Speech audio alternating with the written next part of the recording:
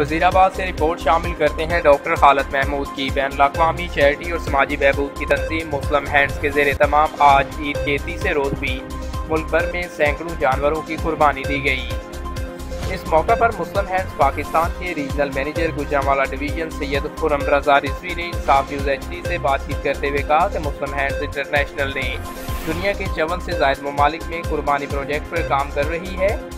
हर साल हज़ारों जानवरों की कुर्बानी दी जाती है। हस्ब रवायत इस साल भी गुजरांवाला डिवीजन में 228 जानवरों की कुर्बानी दी जा रही है। वज़ीराबाद में मुस्लिम हैंड्स एजुकेशन कम्प्लेक्स में 100 जानवरों की कुर्बानी दी जा रही है, जो आज ईद के तीसरे रोज़ भी जारी है।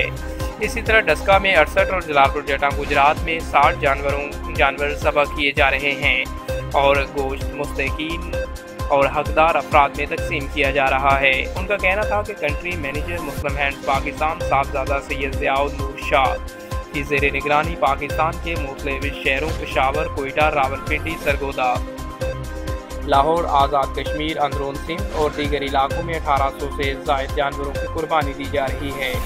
इस मौका पर मुस्लिम हैंड्स के दीगर कारकुन काशिफ ज़ैन, अमजद एम सदीकी, हाफ़िज़ मोहम्मद नदीम, ज़ीशान आज़म, फरहान मीर, आसम सईद और आबद मुगल भी मौजूद थे।